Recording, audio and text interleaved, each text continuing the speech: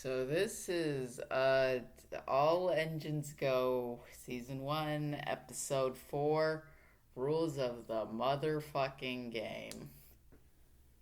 Motherfucking isn't actually in the title, I'm just saying it because I'm fucking miserable watching this stupid fucking show. Okay,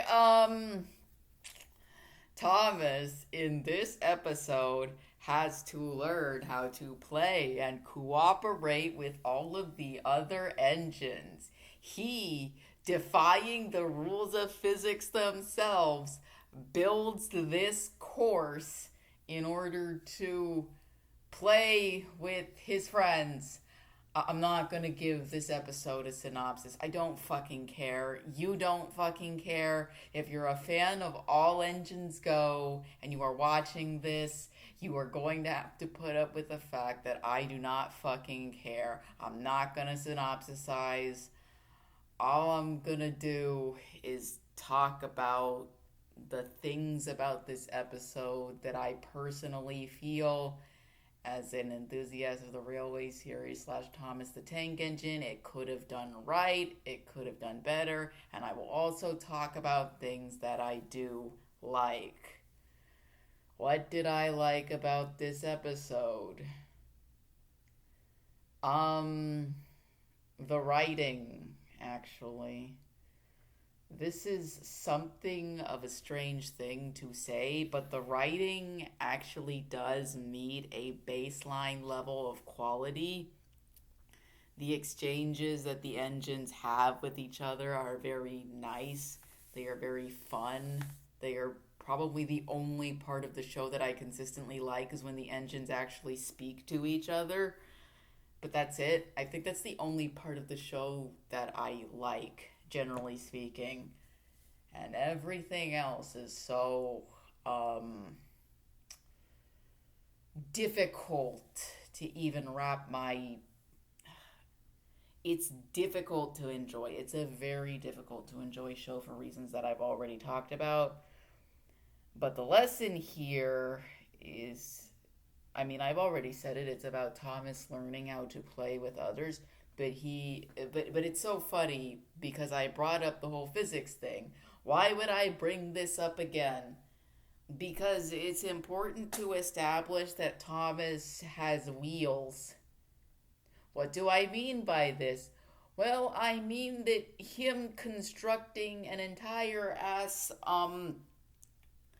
park, like an obstacle course for his friends, should not be possible at all.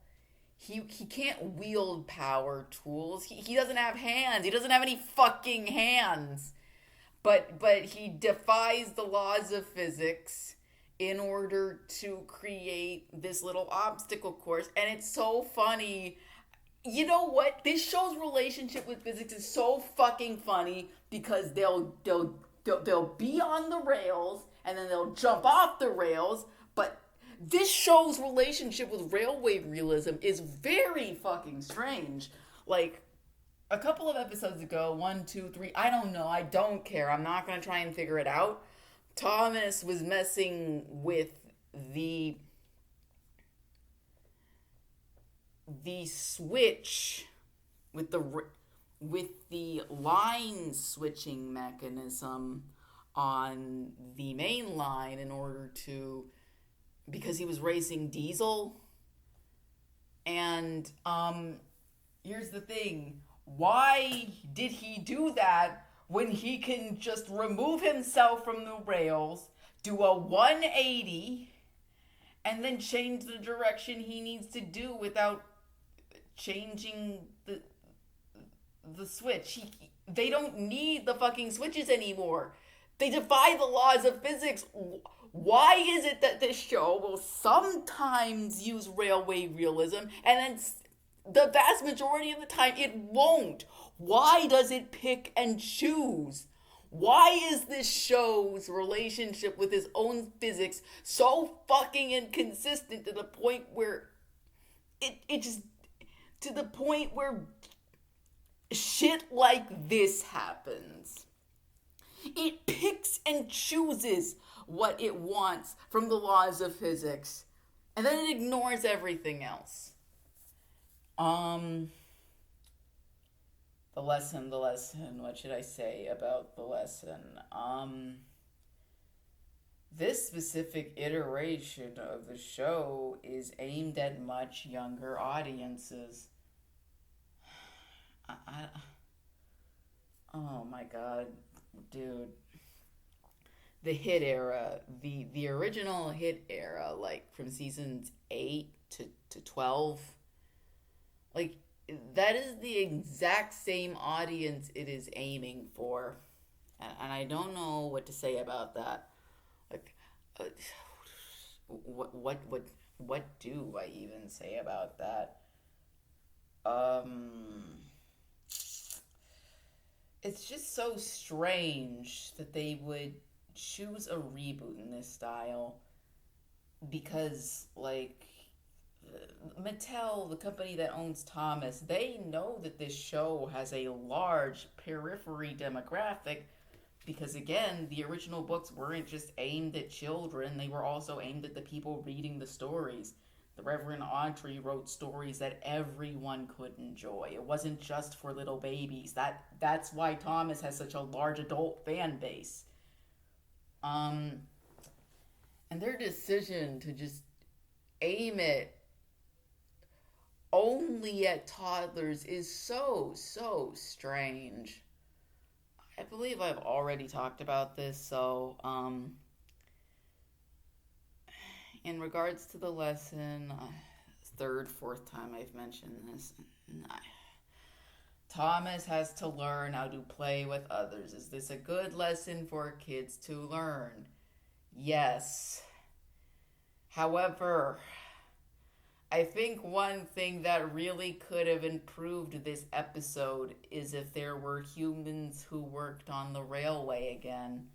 In fact, I feel that a lot of these plot points in these episodes would be significantly improved if there were human workers, if there were firemen, engineers, people who worked the switches instead of the railway engines, extending their wheels out of their bodies in a display of real world physics to change the switches and stuff. It's so strange.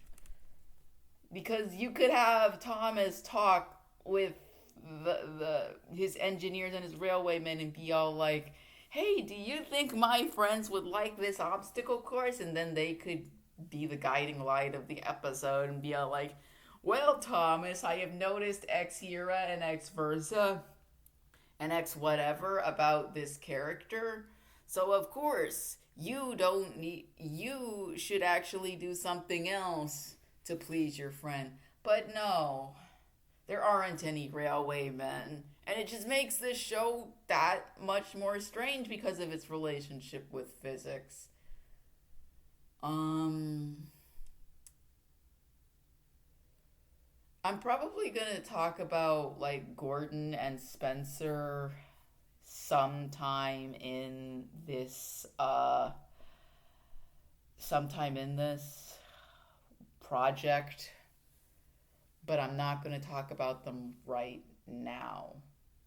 Instead, I think the final thing I'm going to talk about is Thomas's relationship with Diesel because I think his relationship with Diesel is probably the most fascinating and the most original thing that's come out of the TV adaptation.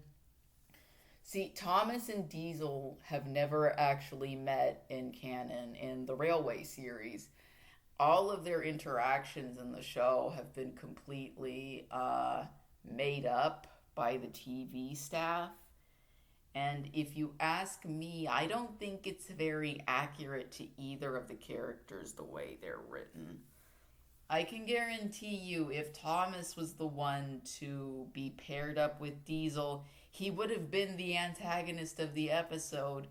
Because if I am to be frank, Thomas, quite frankly, was a frequent antagonist in the Railway series to a lot of engines because of his general attitude and demeanor. The dude was a prick.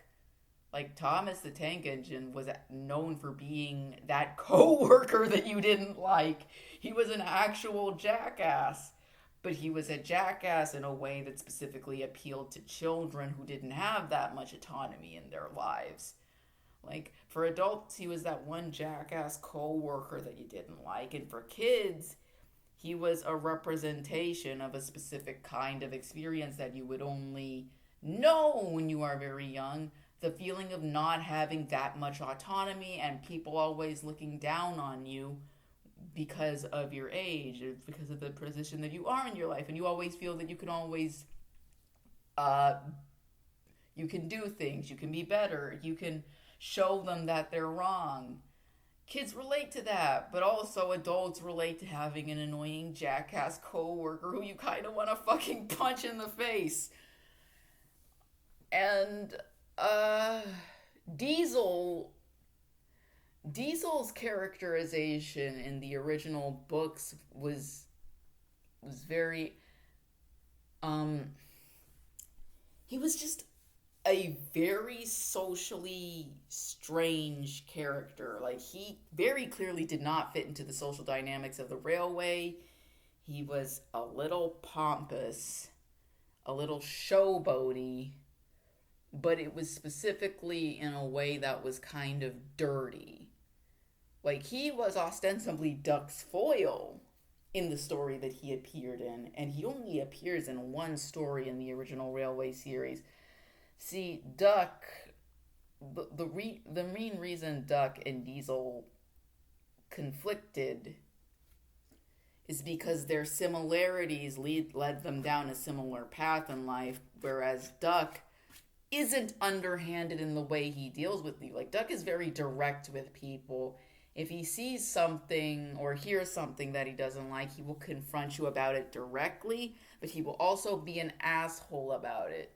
Diesel will spread rumors about you and defame you until everybody fucking hates you. That's why he got kicked off the island of Sodor. He doesn't fit into the social dynamics of the world. Therefore, he was cast off. And the thing is that Thomas, if he was the one who had to deal with Diesel in dirty work, he would have antagonized Diesel by calling him a bunch of really silly names until Diesel had a mental breakdown and made a mistake.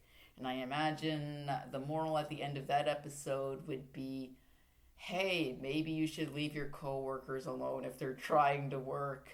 Instead, I think the episode that we got of Dirty Work featuring Duck and Diesel is probably the most morally complicated story in the entire series. Like, it's not something that I think you would immediately get upon first watch unless you are genuinely paying attention.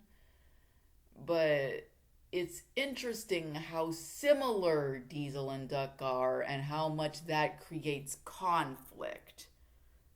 It's like looking into the mirror and having to deal with all the worst parts of yourself that you don't like.